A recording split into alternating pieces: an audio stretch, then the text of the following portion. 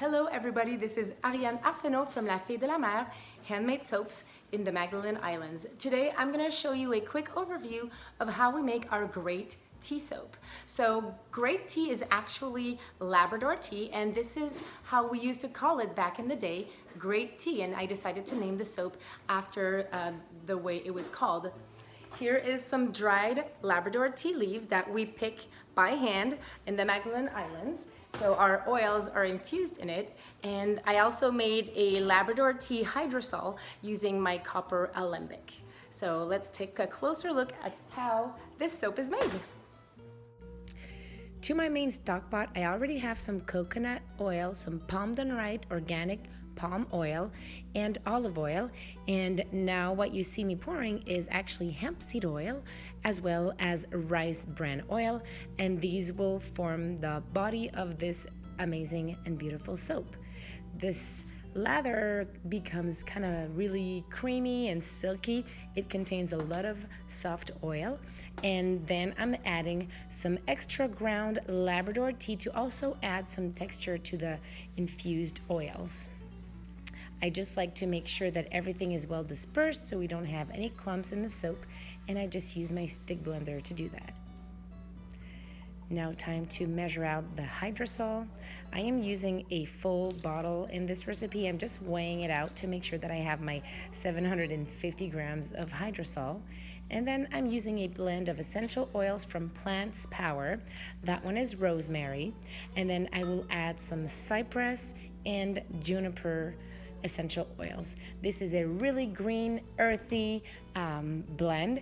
It creates a really subtle scented soap, but it smells so good once you pass it through hot water. Then all of the essential oils really diffuse, and that's when you're going to be using this soap that you really can appreciate the nice aroma. I really like to add my essential oil blend to my base oils and incorporate them and emulsify them with the hydrosol when I use it, so that when I add my live water, I don't have any weird surprises. So just equally blending everything and adding the live water. Simple as this.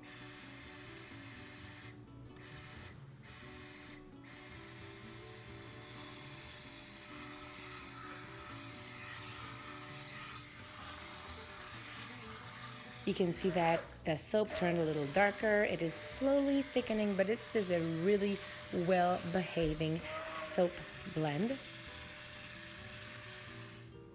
And time to pour. You can see that the batter is nice and fluid. It's thickening up, not too much. So I will be able to also swirl the top. But before, I'm gonna scrape everything out of that big stock pot because we want all the goodness in the mold.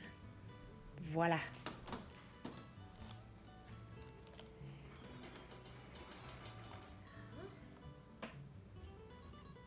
And yep, just using a chopstick, I'm fast forwarding this, but just adding a little wavy swirl on top just to add some interest.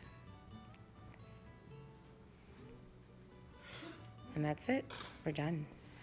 Now that these soaps are poured, we're gonna let them harden and complete their saponification process. I'm gonna insulate them, and we will be back tomorrow to cut.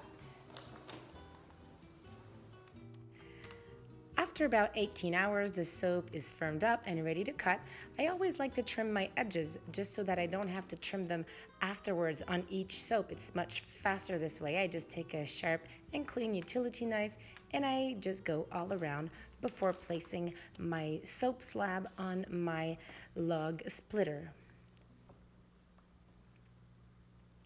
And just by applying a gentle pressure, I push my soap through my log splitter, and then I have some even logs of soap that I will cut again a second time to get this size of soap. I like this line of soap to be 120 grams, so I pass them twice through my cutter. Voila. Second time around.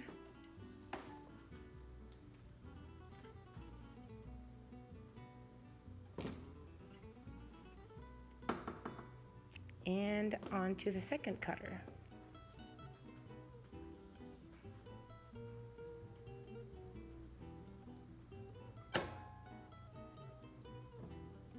Ta-da! This gives a really nice sized soap. It fits perfectly in my hand and in most people's hand. I really like this size of soap. It's custom made, so I actually had my cutters made so that it would have the size that I chose and designed for it.